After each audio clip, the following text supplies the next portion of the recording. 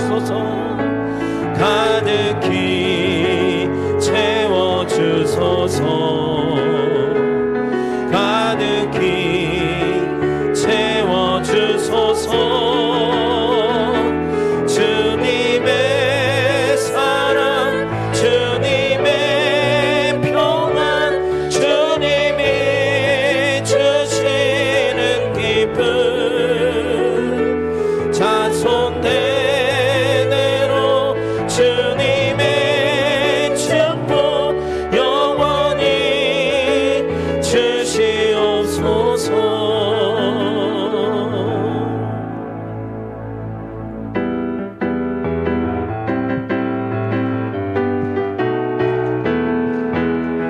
하나님의 약속을 믿는 자, 하나님을 기쁘게 하는 자, 하나님의 명령을 지키는 자 반드시 성공하리라.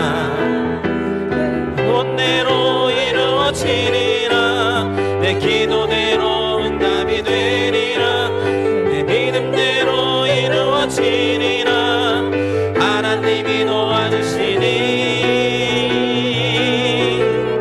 하나님의 약속을 믿는 자, 하나님을 기쁘게 하는 자, 하나님의 명령을 지키는 자 반드시 성공. 하나님의 마음에 합당한 자, 하나님의 뜻대로 행하는 자, 하나님의 말씀에 감동된 자 반드시 축복하리라. 내 자녀에게 축복이 있으리라. 내 가정 안에 평안이 있으리라. 내 하는 일이 뜻대로 되리라. 하나님이 축복하시니 아멘. 하나님의 마음에 합당한 자, 하나님의 뜻대로 행하는 자, 하나님의 말씀에 감동된 자 반드시. 우리 한 번 더 합니다. 하나님의 약속을 믿는 자, 하나님을 기쁘게 하는 자, 하나님의 명령을 반드시 성공하리라. 내 소원대로 이루어지리라. 내 기도대로 응답이 되리라. 내 믿음대로 이루어지리라. 하나님이 도와주시니 하나님의 약속을 믿는 자, 하나님을 기쁘게 하는 자, 하나님의 명령을 지키는 자 반드시 성공. 하나님 마음에 합당한 자, 하나님의 마음에 합당한 자, 하나님의 뜻대로 행하는 자, 하나님의 말씀에 감동된 자 반드시 축복하리라. 내 가정에게 축복이 있으리라. 내 가정 안에 평안이 있으리라. 내 하는 일이 뜻대로 되리라. 하나님이 축복하시니 하나님 마음에 합당한 자, 하나님의 뜻대로 행하는 자, 하나님의 말씀에 감동된 자 반드시 축복하리. 주와 같이 길 가는 것 즐거운 일 아닌가. 우리 주님 걸어가신 발자취를 밟겠네. 한 걸음 한 걸음 주 예수와 함께 날마다 우리는 걷게. 어린아이 같은 우리 미련한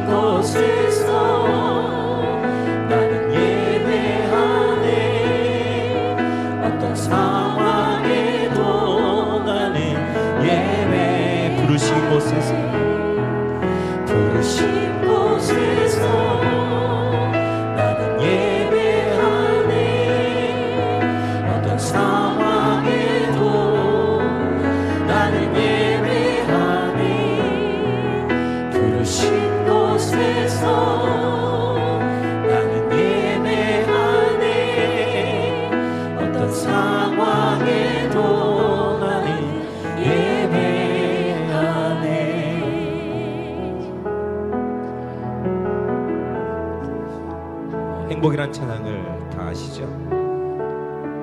우리가 너무 쉽게 이 행복이란 찬양을 부르지 않았나 이런 생각을 해봅니다. 이 찬양을 뽑으면서 조용히 생각해 보니까 여기에 나와 있는 가사대로 제가 하나도 못하고 있더라고요. 여러분들은 어떠십니까? 여기에 가사가 너무 우리에게 쉽게 불려지고 있지만 우리의 삶 속에서 이게 이루어지지 않고 아마 제가 믿음이 없어서 그런가 봅니다. 우리 가사를 깊이 생각하시면서 하나님 그렇습니다, 나는 이렇게 살고 싶습니다 결단하시면서 찬양하시겠습니다.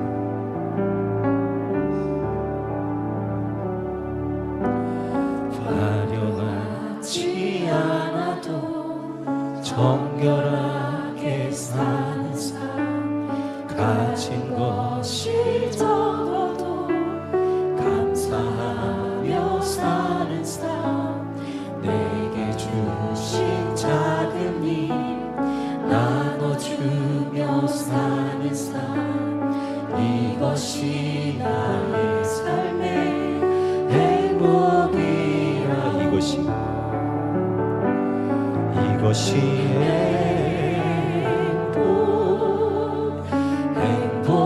행복이라오. 세상은 알 수 없는 하나님 선물, 이것이 행복이라오. 하나님의 자녀로 살아가는 것,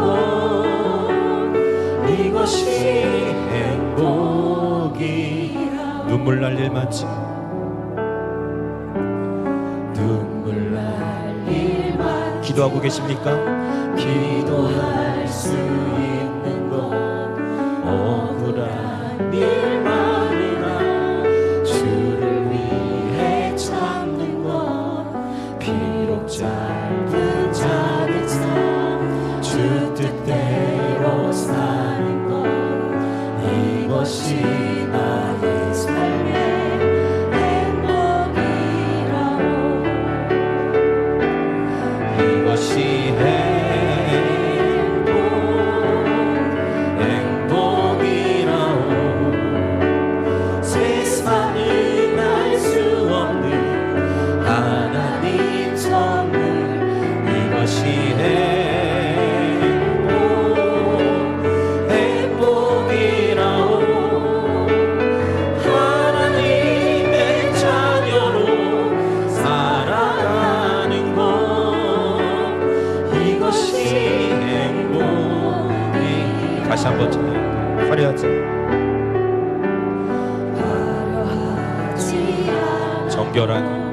정결하게 사는 가진 것이 없습니다. 가진 것이 적어도 감사하며 사는 삶, 내게 주신 작은 일 나눠주며 사는 삶, 이것이 나의 삶의 행복. 눈물 날 일 많지만 눈물 날 일 많지만 기도할 수 있는 것, 억울한 일 많으나 주를 위해 참는 것, 비록 짧은 작은 삶, 주 뜻대로 사는 것, 이것이 나의 삶의 행복이라오. 이것이 행복이라오. 세상은 알 수 없는 하나님 선물, 이것이 행복이라오. 하나님의 자녀로 살아가는 것, 이것이 행복입니다. 이것이 행복입니다. 이것이 행복이라오. 세상은 알 수 없는 하나님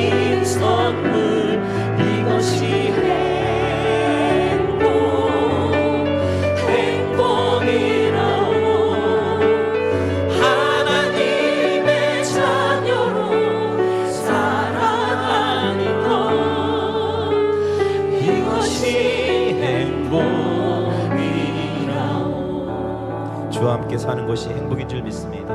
이 시간 주님을 만나길 원합니다. 저를 치유하시고 만져주시고 주님 저를 회복시켜 주셔서 하나님의 자녀답게 살 수 있도록 인도해달라고 기도하시고 우리 세우신 사자 목사님을 위해서 오늘 말씀의 능력 가운데 선포되게 하시고 그 말씀이 나에게 생명이 되는 말씀 되게 해달라고 시간 다시 함께 기도하시겠습니다. 아버지 하나님 감사합니다. 우리가 사는 것이 주님 때문에 사는 것임을 고백합니다. 많은 어려움과 또 슬픔들과 또 내가 감당하지 못할 일이 많이 있지만 날마다 주님 때문에 주님과 함께 사는 삶을 고대하며 삽니다. 이것이 참 행복이라는 것을 우리가 알게 하여 주시고 날마다 주님과 동행하는 삶을 살아갈 수 있도록 인도하여 주시며 오늘도 세우신 사자 목사님 능력 가운데 붙잡으시고 성령으로 기름 부어 주시어서 성령의 기쁨이 크게 생명되어지는 시간 될 수 있도록 도와주시고 선포하신 말씀을 통해 우리가 아버지 되어지고 또 하는 치유의 삶에서 도와해 주시며 주를 만나고 들어가는 귀한 기쁨의 아버지 교회 역사에 통해 주님께서 인도하여 주시옵소서.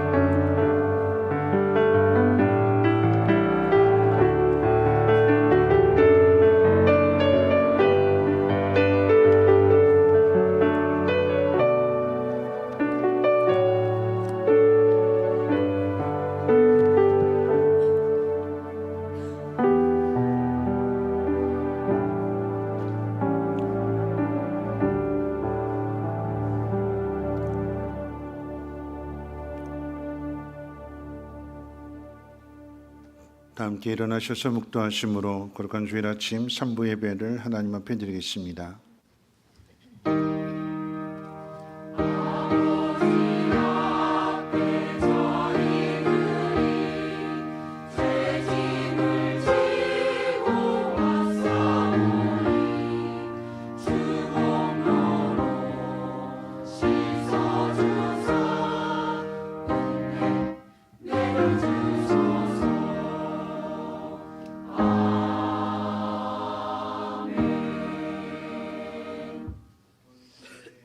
하나님이여 내가 주를 높이고 영원히 주의 이름을 송축하리이다.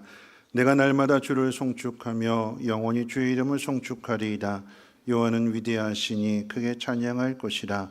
그의 위대하심을 측량하지 못하리로다. 아멘. 거룩하신 하나님, 하나님의 택하신 자녀들, 하나님 귀한 백성들을 은혜 보좌 앞으로 인도해 주심을 감사합니다. 하나님의 위대하심을 크게 찬양하는 심령들마다 하나님의 놀라운 능력을 깊이 깨달아 알게 하옵시고 그 하나님으로 인하여 새 힘을 얻으며 그 하나님으로 인하여 하나님의 나라를 이루어갈 수 있는 믿음의 사람들로 세움받게 도와주시옵소서. 홀로 영광 받아주시기를 원하옵고 모든 말씀 예수님의 이름으로 기도하옵나이다. 아멘. 38장 함께 찬송합니다.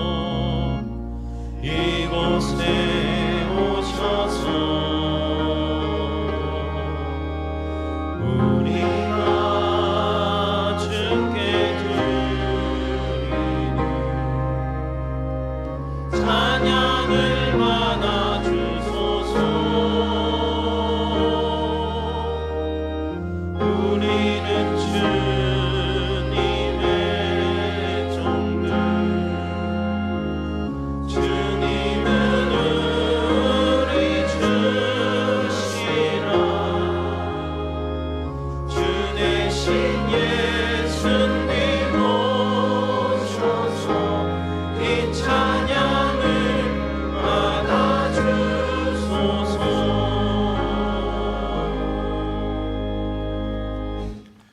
교동문은 74번 함께 교독합니다. 찬송가 되는 교동문은 74번입니다. 심령이 가난한 자는 복이 있나니 천국이 그들의 것이며 애통하는 자는 복이 있나니 그들이 위로를 받을 것이며 온유한 자는 복이 있나니 그들이 땅을 기업으로 받을 것이며 의에 졸이고 목마른 자는 복이 있나니 그들이 배 부를 것이며 긍휼히 여기는 자는 복이 있나니 그들이 긍휼히 여김을 받을 것이며 마음이 청결한 자는 복이 있나니 그들이 하나님을 볼 것이며 화평하게 하는 자는 복이 있나니 그들이 하나님의 아들이라 일컬음을 받을 것이며 의를 위하여 박해를 받은 자는 복이 있나니 천국이 그들의 것임이라. 나로 말미암아 너희를 욕하고 박해하고 거짓으로 너희를 거슬러 모든 악한 말을 할 때에는 너희에게 복이 있나니 기뻐하고 즐거워하라. 하늘에서 너희의 상이 큼이라. 너희 전에 있던 선지자들도 이같이 박해하였느니라. 아멘. 사도신경으로 신앙을 고백합니다. 전능하사 천지를 만드신 하나님 아버지를 내가 믿사오며 그 외아들 우리 주 예수 그리스도를 믿사오니 이는 성령으로 잉태하사 동정녀 마리아에게 나시고 본디오 빌라도에게 고난을 받으사 십자가에 못 박혀 죽으시고 장사한 지 사흘 만에 죽은 자 가운데서 다시 살아나시며 하늘에 오르사 전능하신 하나님 우편에 앉아 계시다가 저리로서 산자와 죽은 자를 심판하러 오시리라. 성령을 믿사오며 거룩한 공예와 성도가 서로 교통하는 곳과 죄를 사하여 주시는 곳과 몸이 다시 사는 곳과 영원히 사는 것을 믿사옵나이다. 아멘. 다 함께 앉으셔서 찬송가 391장 통일찬송가로 446장 찬송 후에 송재영 장로님 기도해 주시겠습니다.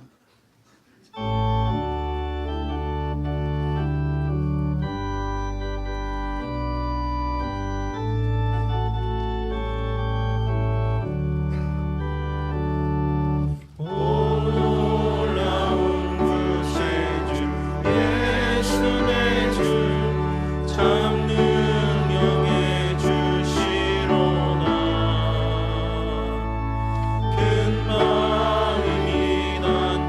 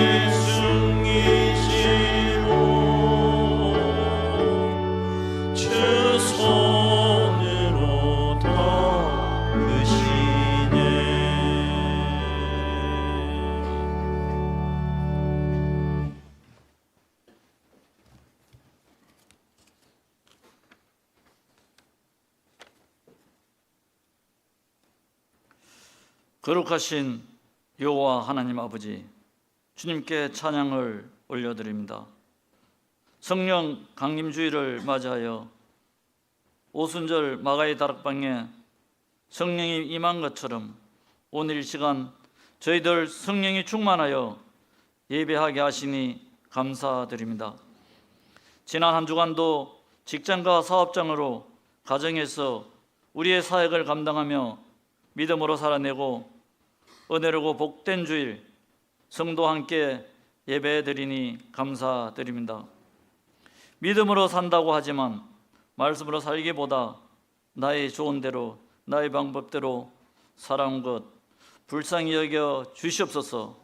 온전히 말씀으로 믿음 안에 살아갈 수 있는 저희 성도 되게 하여 주시옵소서.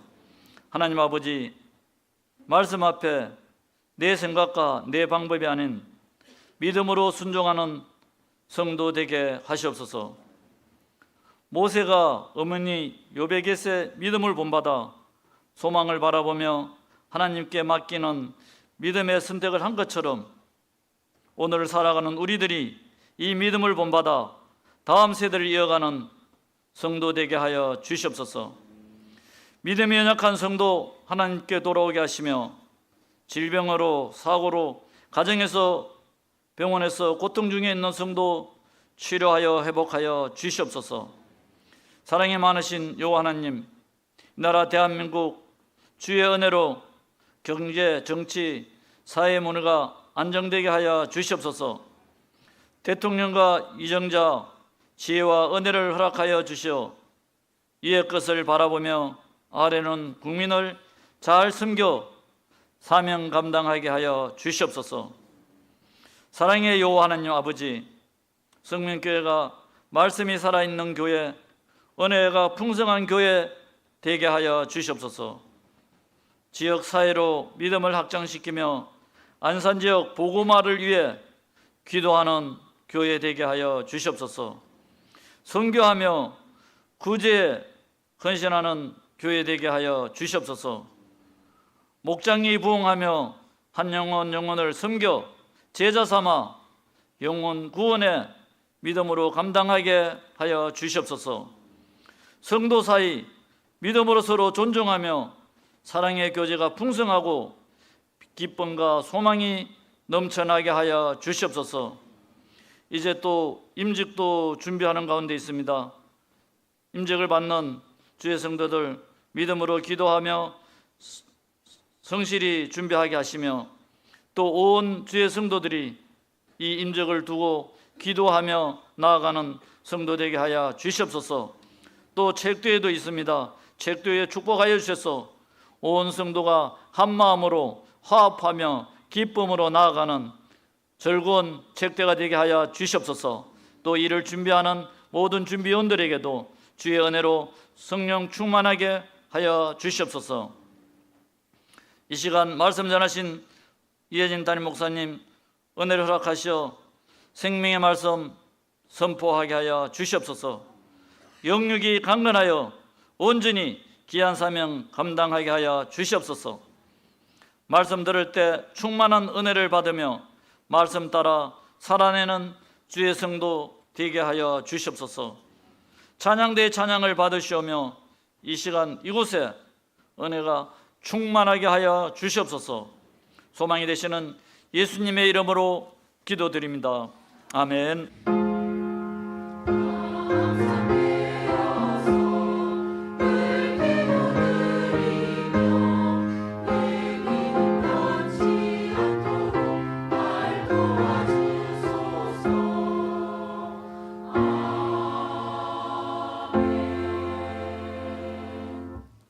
네, 교회 소식은 주보를 참고해 주시고요. 교육부장 회의가 오늘 오후 1시 교육관 101호에서 있습니다. 새가족부 모임이 교육관 2층 새가족실에서 있습니다.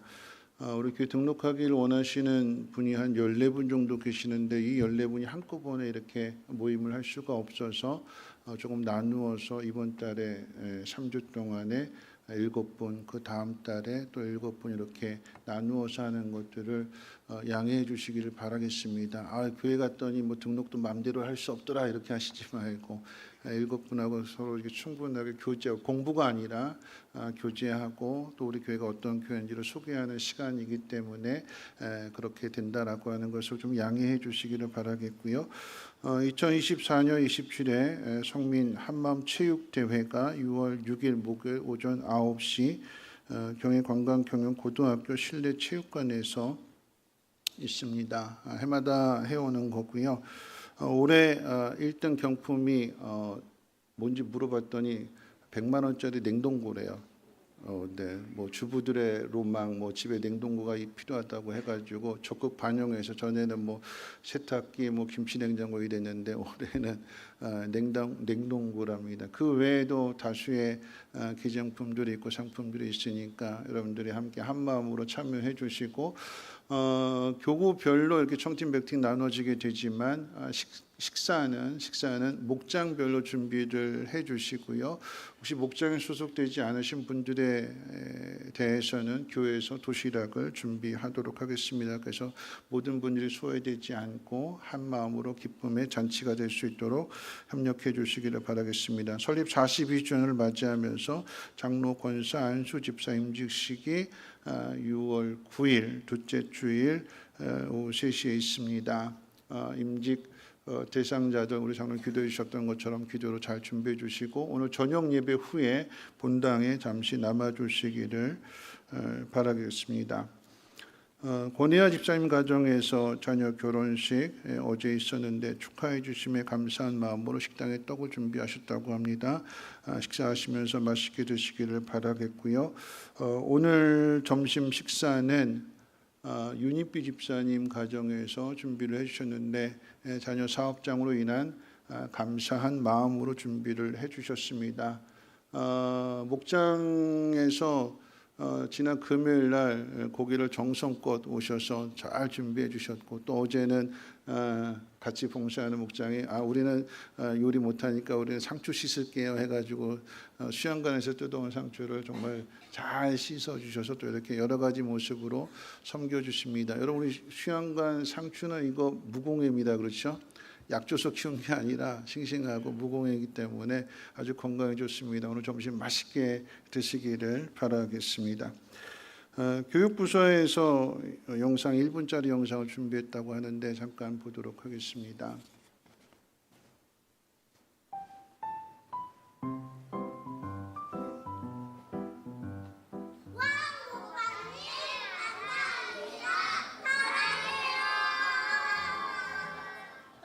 담임 목사님 감사합니다. 예진 목사님 말씀을 전해주셔서 감사합니다. 목사님 사랑해요. 이혜진 목사님 항상 희애를 위해 기도해 주시고 끊임없는 사랑 주셔서 감사합니다. 사랑합니다. 목사님 먼저 스승의 날 정말 축하드려요.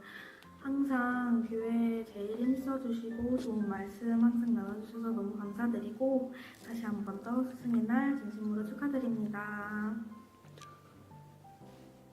목사님 항상 저희 희애를 생각해 주시고 많이 기도해 주셔서 감사해요. 사랑합니다. 액션! 스승의 은혜 감사합니다.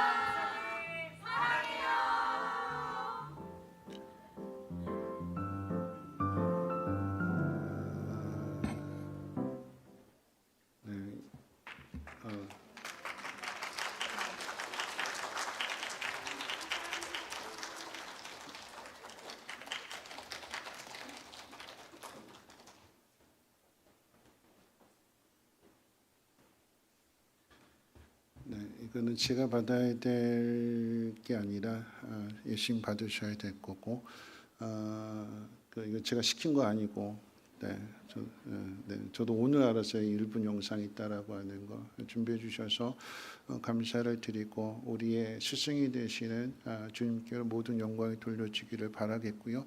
아울러 함께 수고해 주신 우리 부교육자님들 또 우리 장로님들 또 모든 성도님들께도 깊은 감사를 드립니다.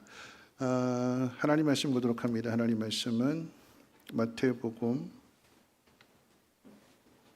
28장 16절에서 20절까지입니다.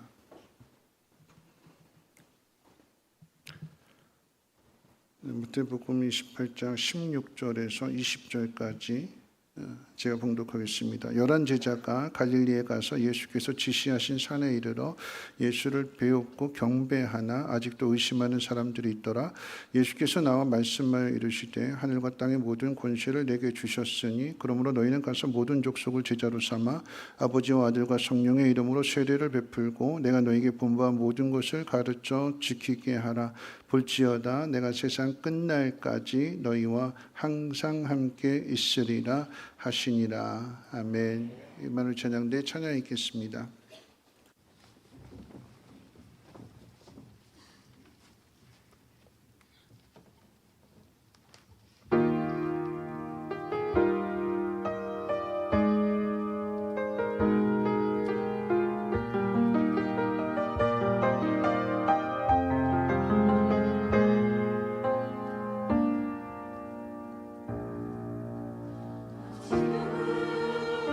위로 날아가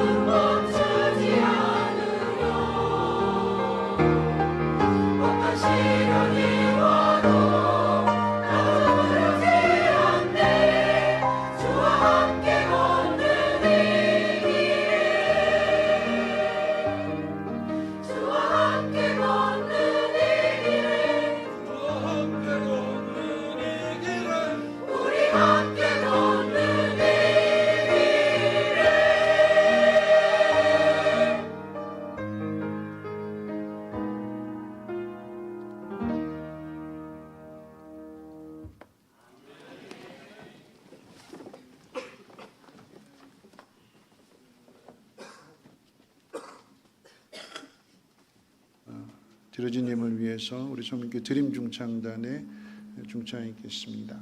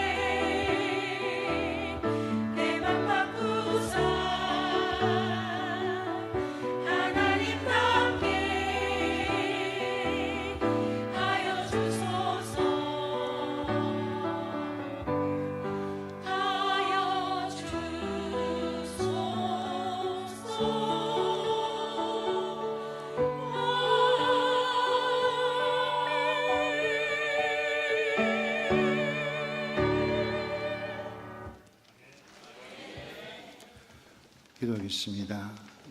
좋으신 하나님 감사합니다.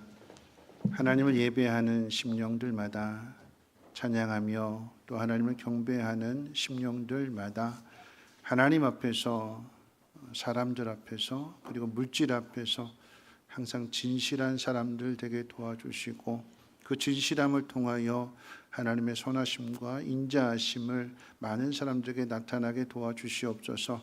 하나님 앞에 드려진 이 예물이 하나님 온전하게 또 바르게 사용되어지기를 소망하오니 하나님께서 친히 함께 하셔서 꼭 필요한 곳에 쓰여지게 하시고 많은 사람들이 하나님의 사랑을 깊이 깨달아 알게 하시고 위로를 얻게 하시고 세임을 얻게 되는 복된 예물 되게 도와주시며 영혼 구원에 힘쓰는 예물로 사용해 주시옵소서. 드린 손길 복 주시되 저들의 가정과 또 산업 위에 복을 주시고 우리 자녀들에게도 복 주셔서 하나님 이루시고자 하는 그 놀라운 일들이 자녀를 통해서 더 크게 나타나게 도와주옵소서.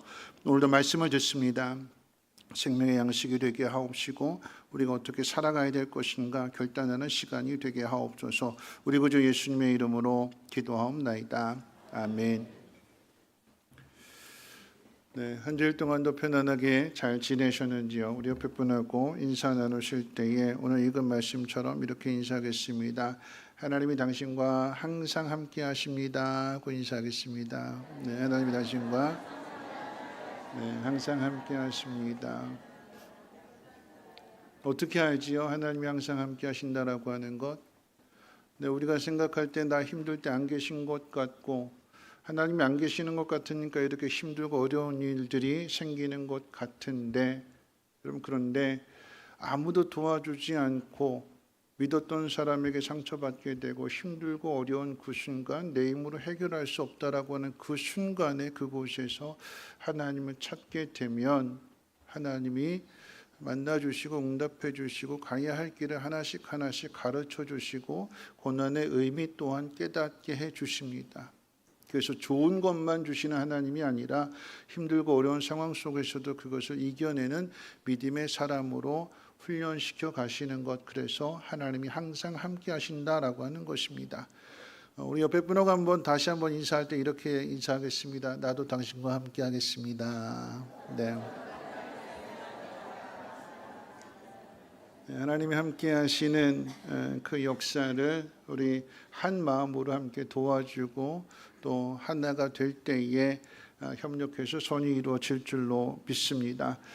지난 4월 달에 전에도 말씀드렸습니다만 성민교회 담임 목사가 된 후로 처음으로 이제 휴스턴 서울 교회 컨퍼런스와 또 2주간의 연수를 위해서 3주 동안이나 자리를 비웠습니다.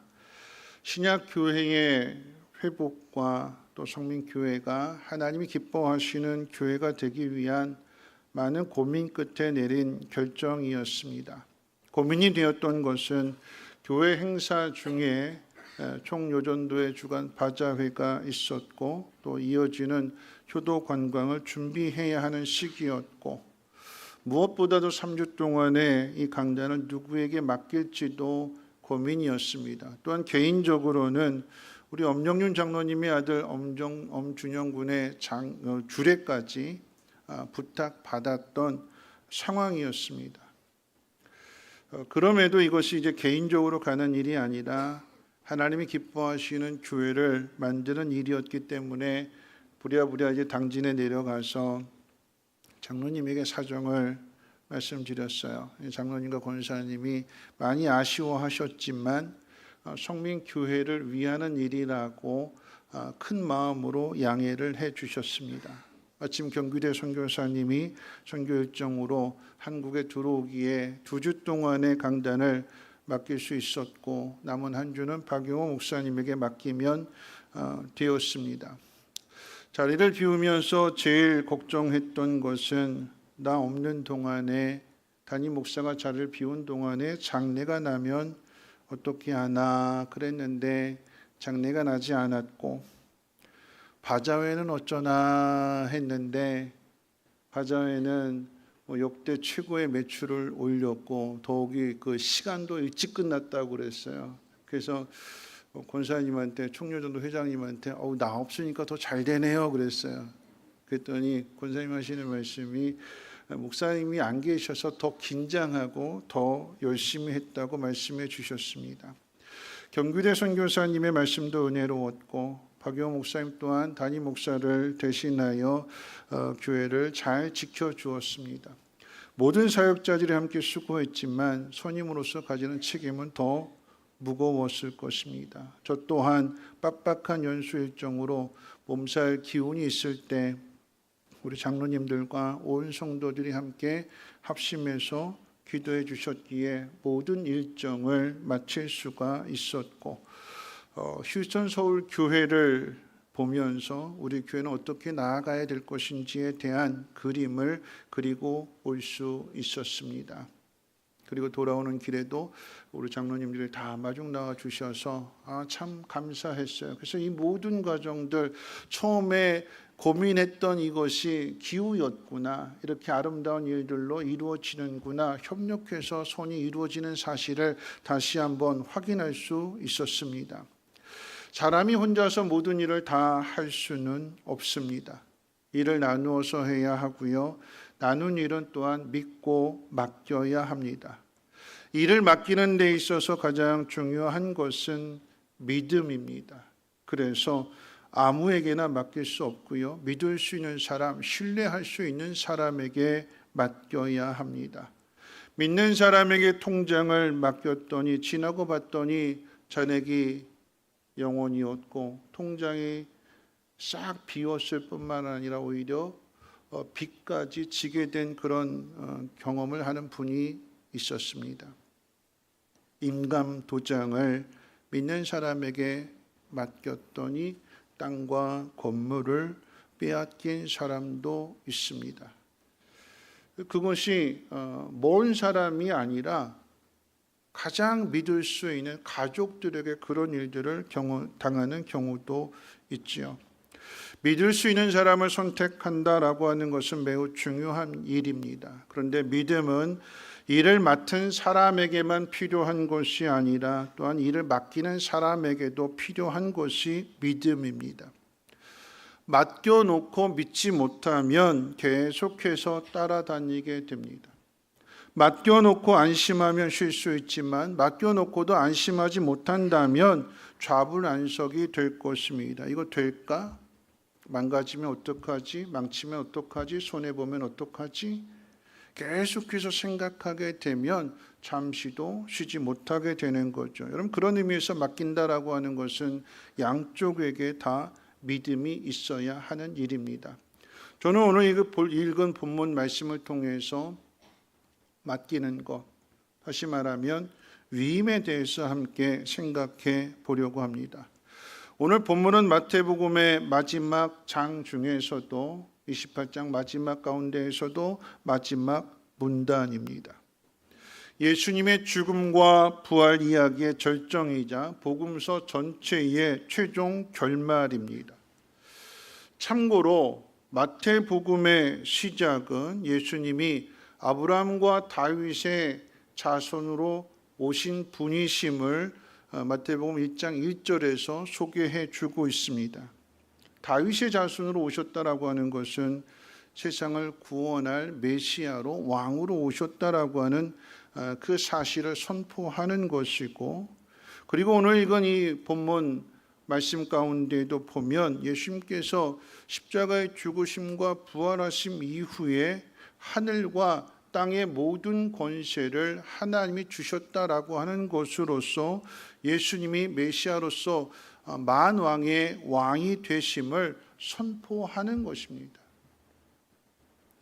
예수님은 만왕의 왕으로 오셨고 그 만왕의 왕으로 일을 이루시기 위해서 십자가를 지셨으며 맡겨주신 사명을 잘 감당하셨습니다. 중현교회 원로 목사님으로 96세의 나이로 소천하신 김창인 목사님이 88세가 되던 해에 미국에 가서 한 목사님을 만나게 되셨는데, 이 목사님은 김창인 목사님보다도 한 살 더 많은 89세 목사님이셨어요. 그런데 이 89세 목사님은 이 김창인 목사님 교회에서 김창인 목사님에게 세례를 받으신 분이에요. 그러니까 김창인 목사님 교회에 평신도로 섬기다가 늦게 하나님의 부르심을 받고 신학을 하셨는데, 그때 나이가 언제냐? 69세래. 69세 목사 안수를 받아야 되는데 은퇴가 몇이에요?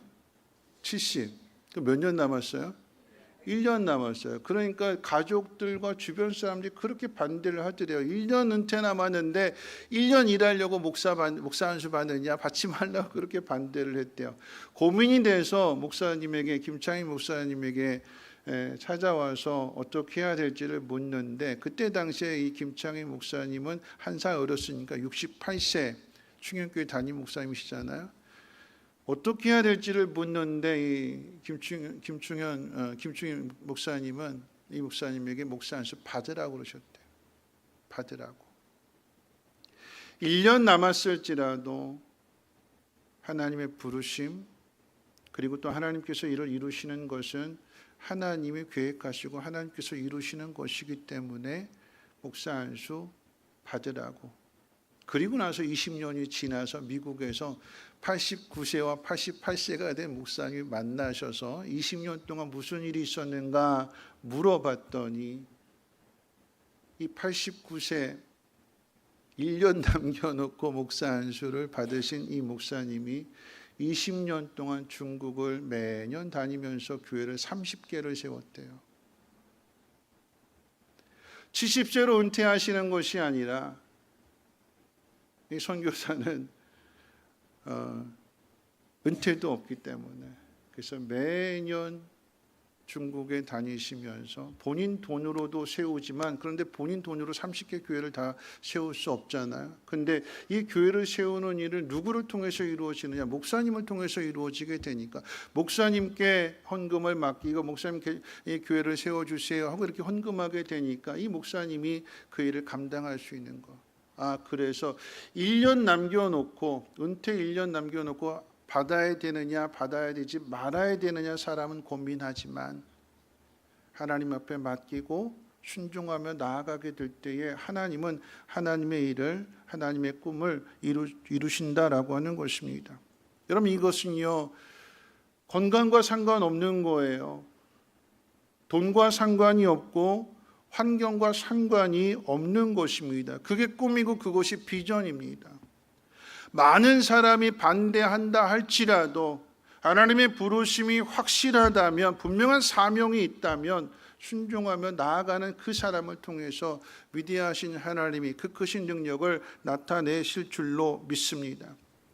이 땅에 오신 예수님에게도 세 가지 꿈이 있었고 세 가지 비전이 있었습니다. 첫 번째 비전은 하나님 나라에 대한 비전입니다. 예수님이 오시기 전에 세례 요한은 예수님의 길을 준비하고 예비하면서 회개하라 천국이 가까이 왔다 이렇게 선포했어요. 하나님의 나라가 가까워졌다라고 이야기했습니다. 그리고 나서 예수님의 사역을 시작하실 때에 예수님은 천국이 시작되었다. 하나님 나라가 시작되었다고 선포하셨습니다.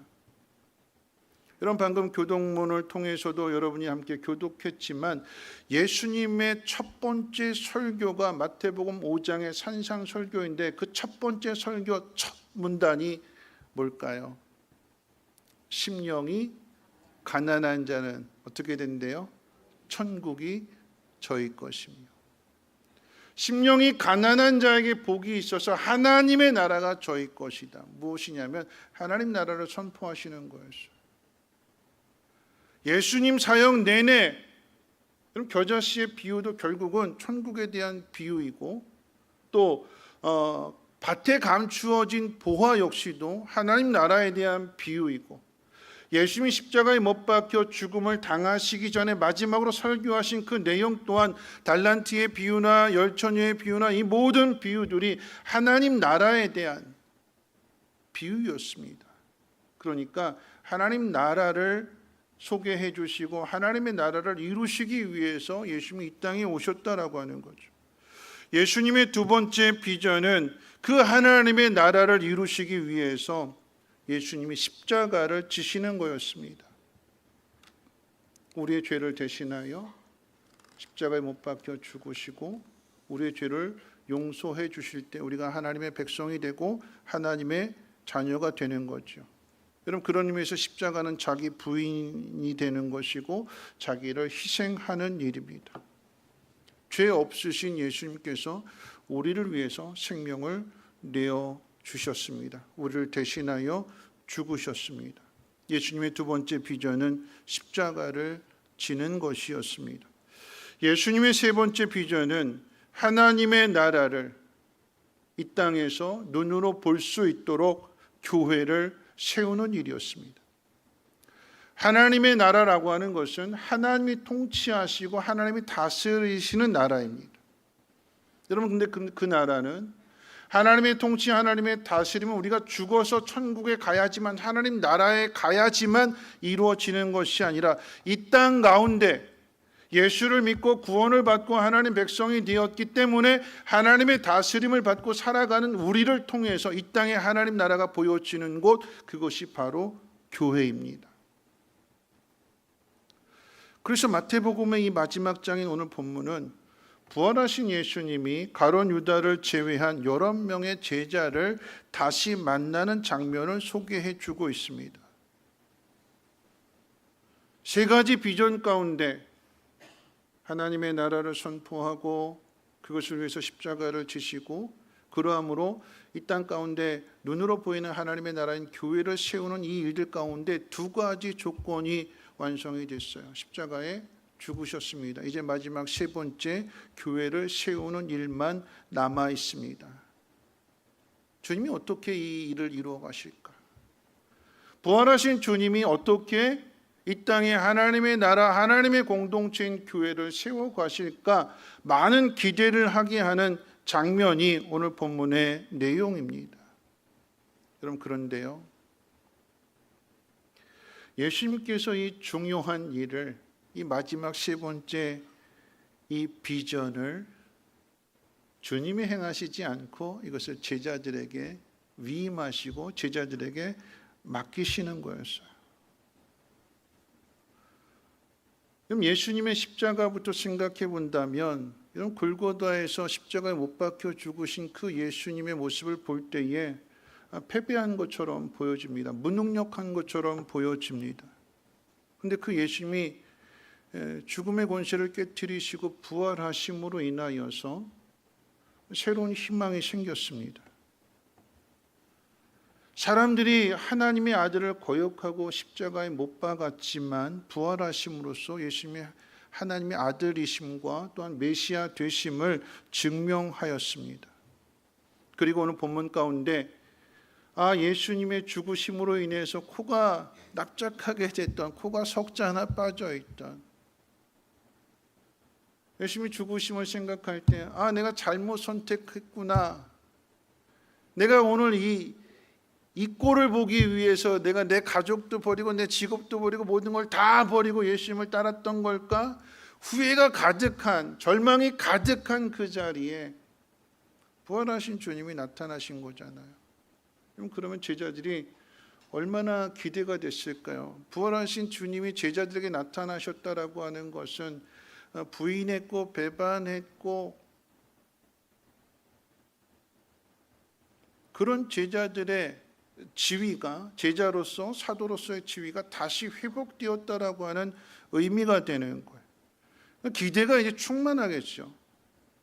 제자들의 비전을 한번 생각해 본다면, 예수님의 비전, 어떻게 교회가 이루어질 것인가를 생각하기 전에 먼저 이 제자들의 상태, 제자들의 비전을 먼저 이야기해 본다면 어떤 기대를 가질까요? 그럼 제자들의 비전이 뭐죠? 하나님의 나라일까요? 교회를 세우는 일일까요? 아니었어요. 그럼 제자들의 비전은 높은 사람이 되는 겁니다. 성공하는 사람이 되는 거예요. 남들보다 더 높은 자리에 올라앉는 거, 이것이 제자들의 비전이었습니다. 그런 제자들에게 부활하신 예수님이 나타나셨으니까, 죽음의 권세를 깨뜨리신 예수님이 나타나셨으니까 이 기대가 한참 올라가는 거예요. 어떤 기대할까요? 그래, 이제 니들 다 죽었어. 니들 다 죽었어. 예수를 십자가에 못 박은 사람들 이제 다 죽었어. 그리고 우리를 못 살게 하고 괴롭히고 위협하고 협박했던 너희들도 다 죽었어. 제자들의 기대입니다. 예수님이 부활하셨으니까 복수는 예수님이 해 주실 줄로 알았어요. 복수는 누가 해야 제일 시원하게 할까요? 제자들일까요? 예수님일까요? 복수한다면, 그럼 매 맞은 사람, 매 맞아본 사람이 복수를 더 잘해요? 안 맞아본 사람이 복수를 더 잘해요? 매 맞은 사람이요, 그렇죠? 매 맞은 사람이 복수 더 잘해요. 왜냐하면 이런 복수는 절대 한 대 맞은 걸로 끝나지 않잖아요. 상대방이 먼저 나 때렸어요. 한 대 똑같이 때리면 억울해요. 먼저 나 때렸으니까, 그렇죠? 전혀 생각지 못하는데 얻어맞았으니까, 이유도 없이 얻어맞았으니까 화도 나고, 이거 풀 길이 없어요. 어떻게 하면 풀까요? 한 대 더 때리면 풀어져요, 그렇죠? 한 대 맞은 사람이 두 대 때리면 좀 속이 시원해져요. 그러니까 여러분, 복수는 누가 해야 돼요? 예수님이 하셔야 돼요. 당하셨으니까. 당한 대로 갚아주셔야 되기 때문에 그러면 예수님 복수하셔야 되는 거고, 그럼 제자들은 뭐 하면 될까요? 복수하시는 예수님 따라가면 돼요. 따라가면 다 혼내주시고 다 정내주시고 너희들 고생했지, 자 보상해줄게 하면서 높은 자리 주시면 되는 거예요. 이게 제자들이 바라는 비전이에요. 가진 꿈입니다.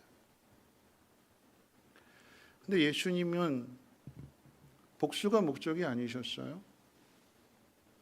예수님의 비전은, 예수님이 하시고자 하는 그 일은 억울함을 되갚아 주는 것이 아니었습니다.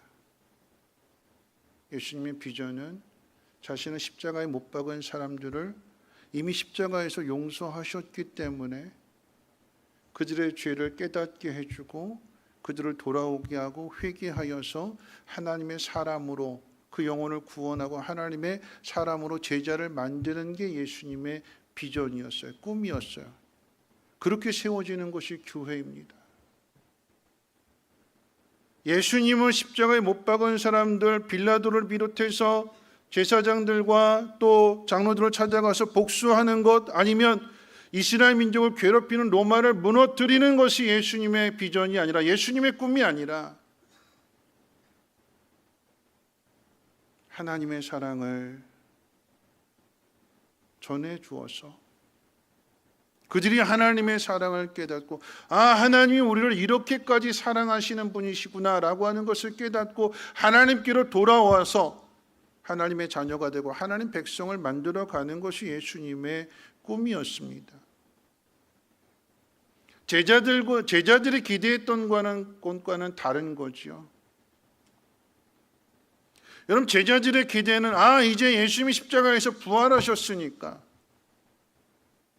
잔뜩 기대했어요. 어떤 일을 이루실까? 그런데 제자들이 기대했던 것과는 다르게 예수님은 사역을 종료하셨어요. 나는 여기까지, 나는 끝, 나는 하늘로 올라간다. 교회를 세우는 일은, 내가 하고 싶은 그 일은 너희들이 해라. 제자들에게 위임하십니다. 맡기시는 거예요. 그 내용이 오늘 본문 가운데 기록되어져 있죠. 우리 본문 말씀 같이 한번 읽어볼까요? 19절 20절 말씀 함께 읽겠습니다. 시작. 그러므로 너희는 가서 모든 민족을 제자로 삼아 아버지와 아들과 성령의 이름으로 세례를 베풀고 내가 너희에게 분부한 모든 것을 가르쳐 지키게 하라. 볼지어다 내가 세상 끝날까지 너희와 항상 함께 있으리라 하시니라. 지금부터가 중요한 시간이고 지금부터가 가장 중요한 일인데, 진짜 중요한 일인데, 가장 중요한 시간에 가장 중요한 일을 예수님은 제자들에게 맡기셨습니다. 그리고 하늘로 올라가셨어요. 주님이 하시고자 하는 그 큰 일을 제자들에게 맡기셨는데, 그러므로 인해서 예수님이 제자들의 인생을 생각하시는 것과 또한 제자들이 자기 스스로 자신의 인생을 생각하는 그 차이를 가르쳐 주십니다.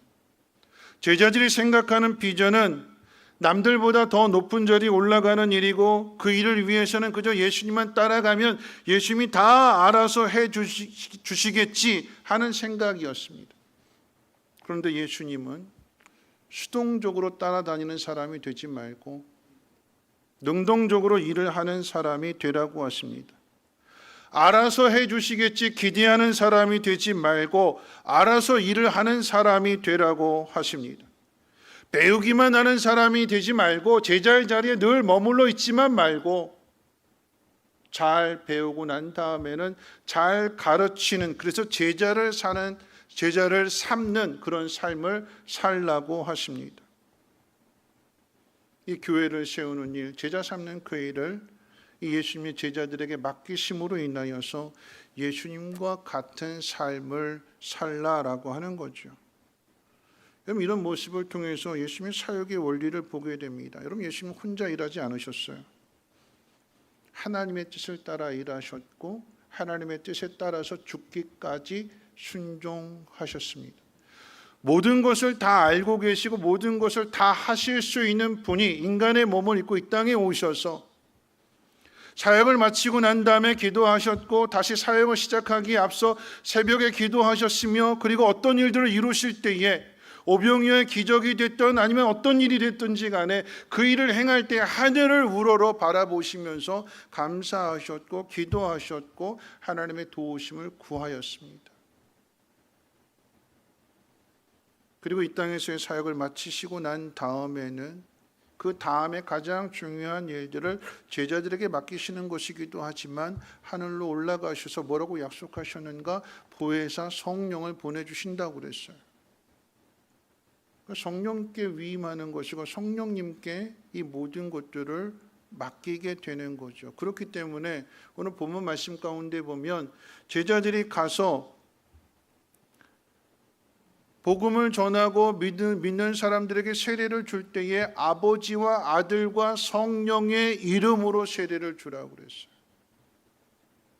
혼자 하시는 사역이 아니라 우리의 구원을 이루실 때에 능력이 부족해서 도움을 받아야 되는 그런 분이 아니라 능력과 권세한 모든 것이 동등하신 분이지만 함께 협력해서 성부가 성자를 보내고 성자가 대속제물이 된 후에 하늘로 올라가셔서 성령을 보내게 되는,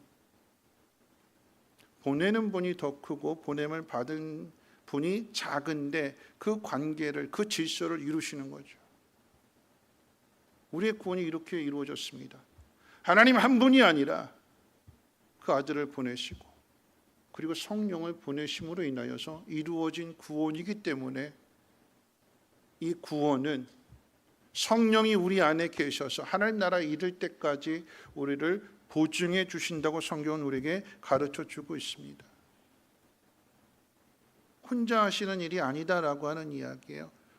지난 주간의 새벽 예배 말씀 가운데 있어서 사도행전 말씀 가운데 빌립이 사마리아 성에 가서 복음을 전하고 많은 사람들이 예수를 믿게 되고 빌립을 따르게 되지만 성령 받는 일만큼은 베드로와 요한이 이 사마리아에 가서 정말인지 아닌지 확인해 보고 사마리아 사람들에게 안수하게 될 때에 성령이 임했다고 그랬어요. 왜 번거롭게 빌립 혼자서 다 하게 하시지 않고 왜 이렇게 나누어서 하게 하시는가? 우리가 하나님 앞에 기도할 때에 하나님이 응답해 주시는 것으로 그 모든 것이 다 끝날 수도 있지만, 그런데 우리가 고민하는 문제도 우리가 힘든 문제도 혼자 기도하는 것이 아니라 함께 기도의 제목을 나누어서 함께 기도하게 되면 하나님이 응답해 주셨을 때 그 기쁨이 2배가 되는 것이고 감사가 2배가 되는 것이고 하나님의 은혜에 대한 경험이 더 많은 사람들이 함께 그 은혜를 경험하게 되는 거죠. 그러니까 어떻게 해요?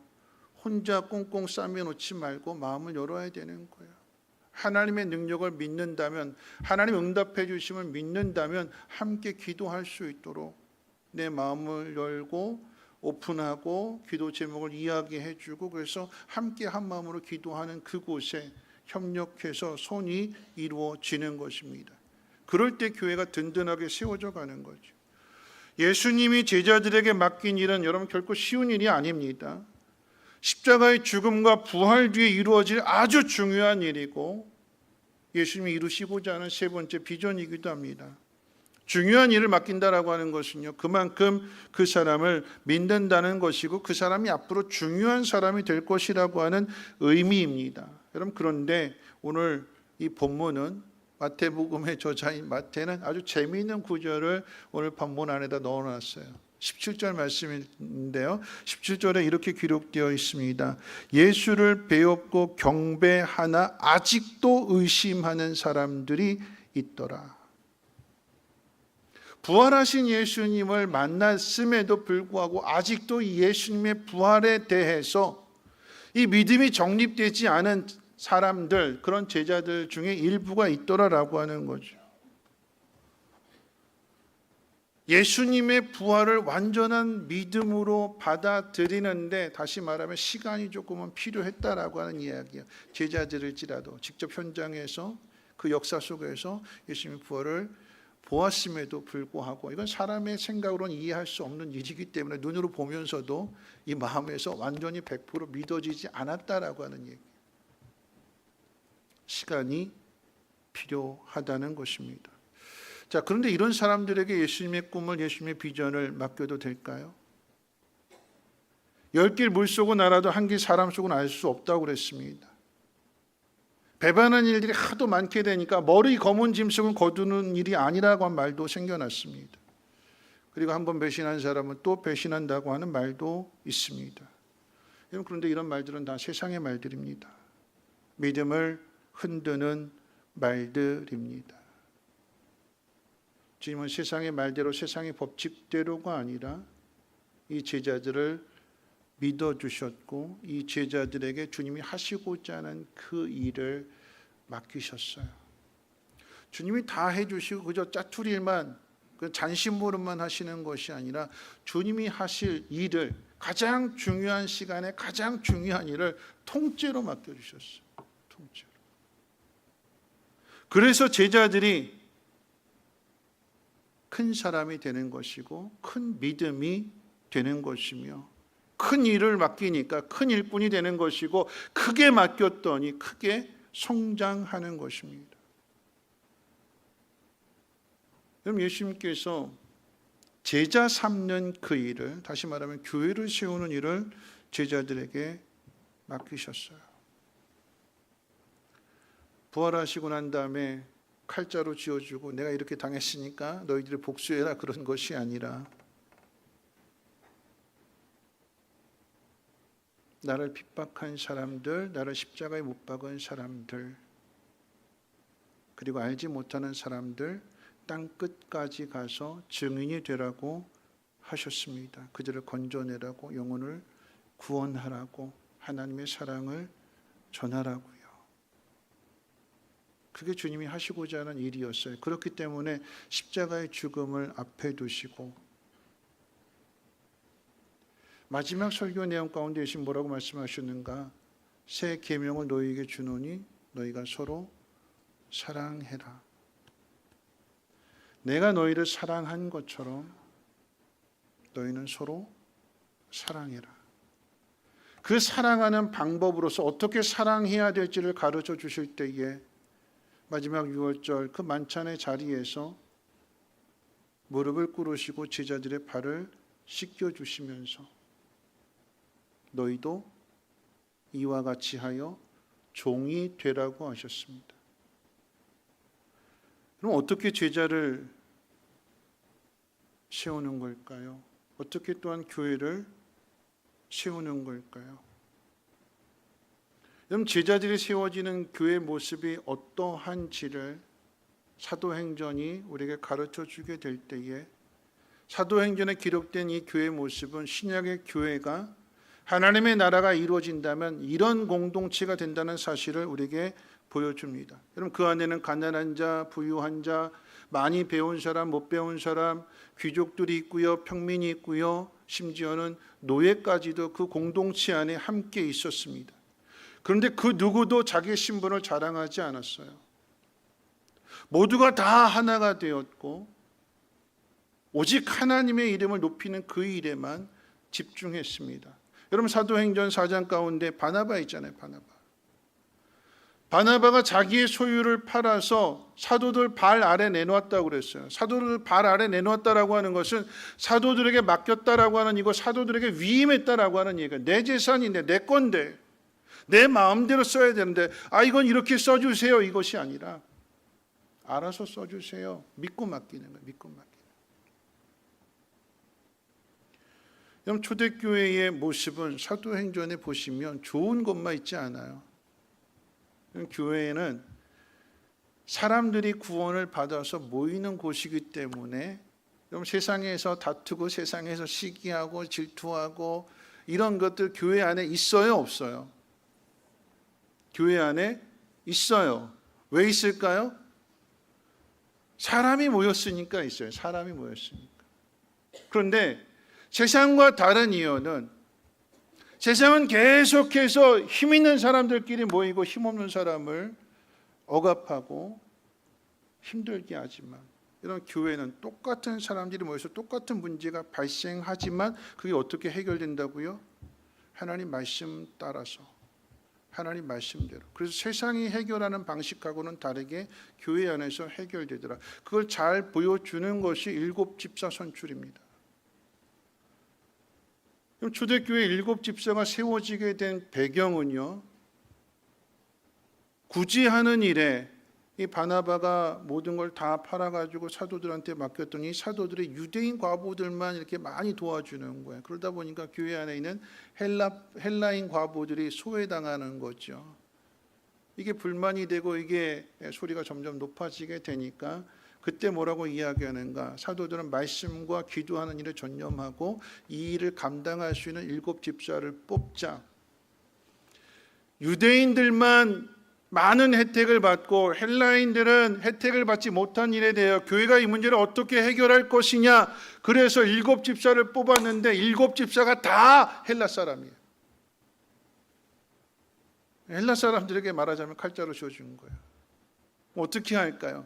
그동안 우리가 헬라인으로서 무시당했고 손해받고 억울하고 답답했는데 이제 이 모든 걸 맡았으니까 자, 그동안 억울한 당한 사람들 모여 해가지고 헬라 사람들만 다 나눠줬을까요? 아닌 거죠. 이 일을 일곱 집사에게 맡겼는데 이 일곱 집사가 성령이 충만하고 지혜가 충만한 사람들이었대요. 어떻게 했을까요? 공평하게 고르게 하나님의 뜻대로.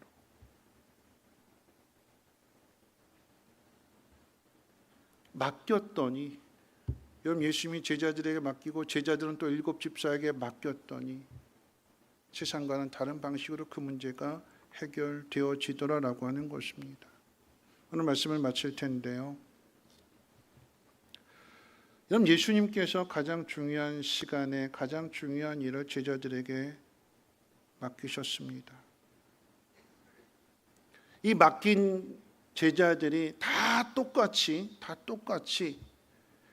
큰 일을 이룬 것이 아니라 여러분, 제자들마다 오늘 본문이 이야기하는 것처럼 그 중에 의심하는 제자들도 있었고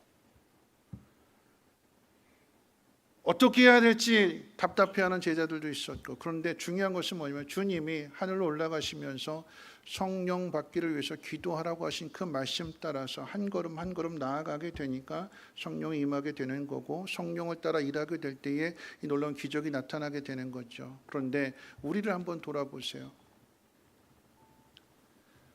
여러분, 성령이 여러분 마음 가운데 감동 주실 때 여러분이 100% 다 순종할까요?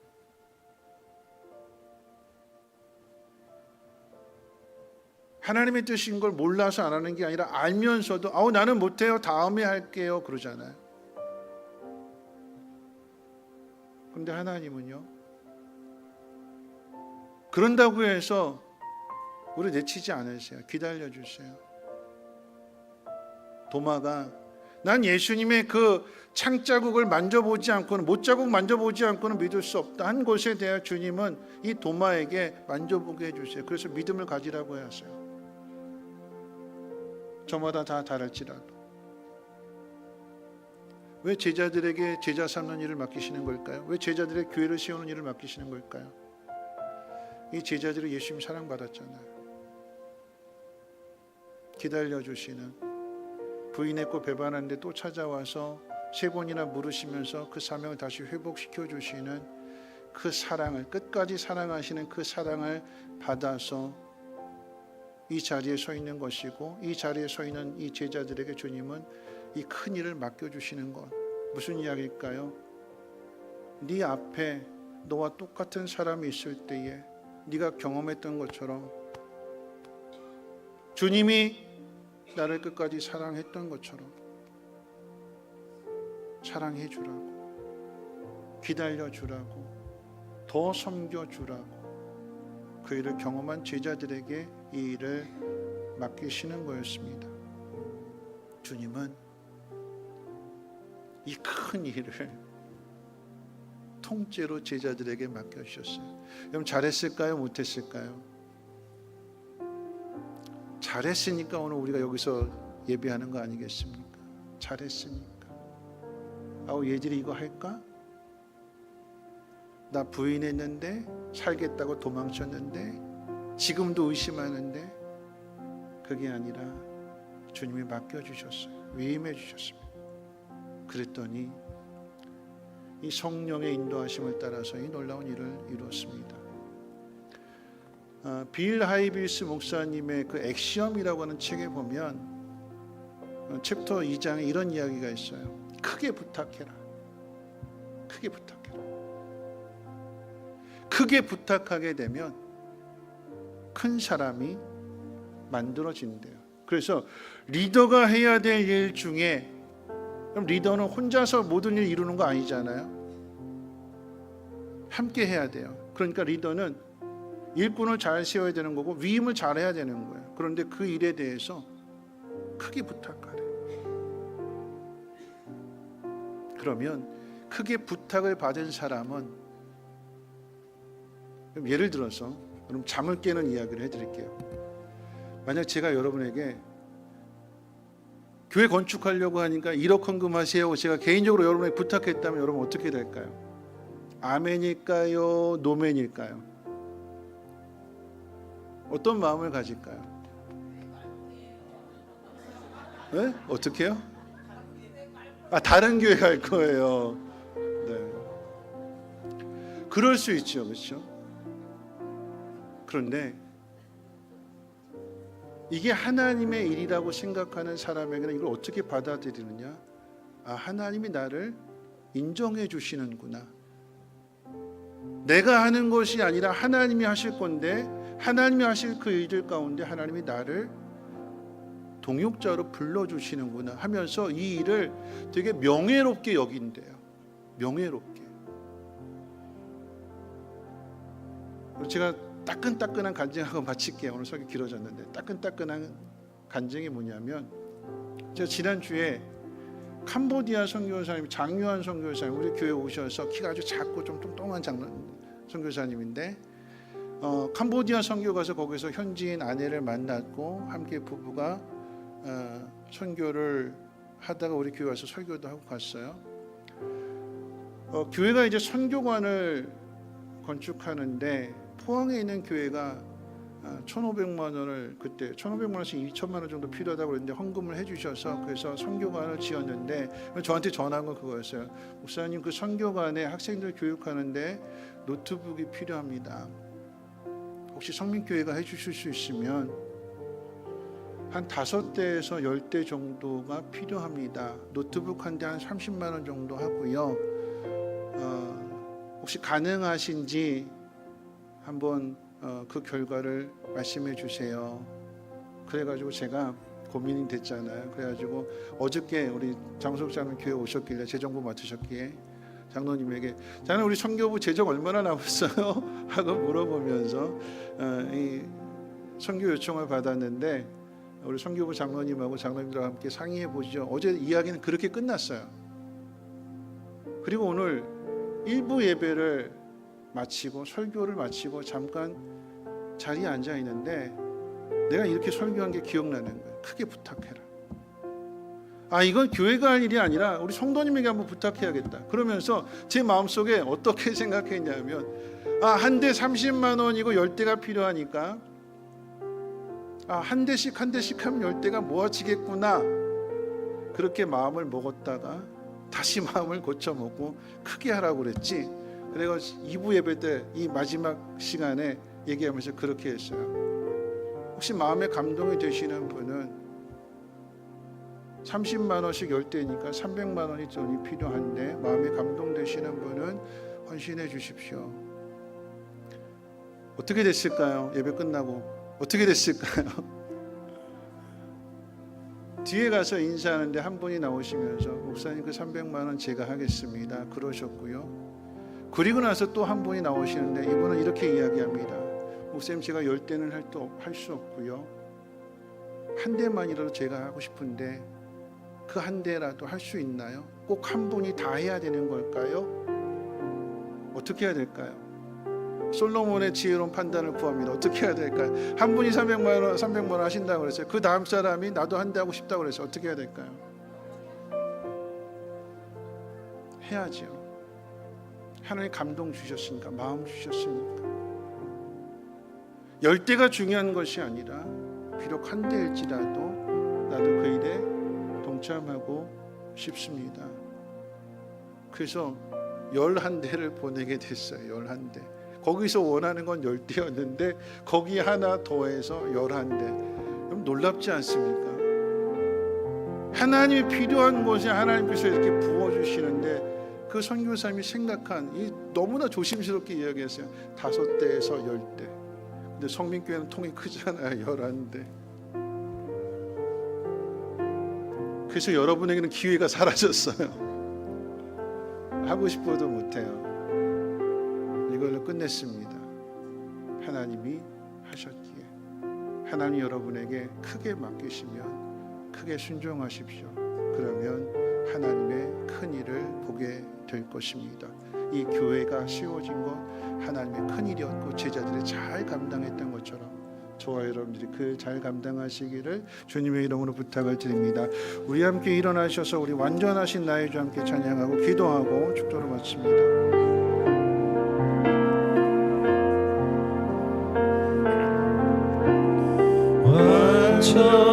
완전하신 나의 주의 길로 날 인도하소서. 행하신 모든 일 주님의 영광 다 경배합니다. 완전하신 나의 주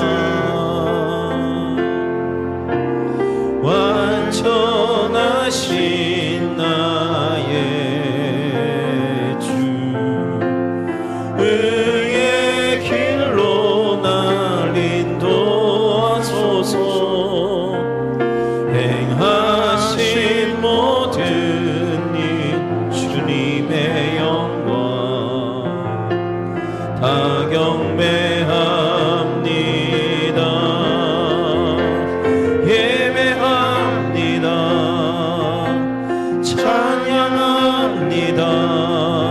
찬양합니다. 주님만 날 다스리소서. 예배합니다. 찬양합니다.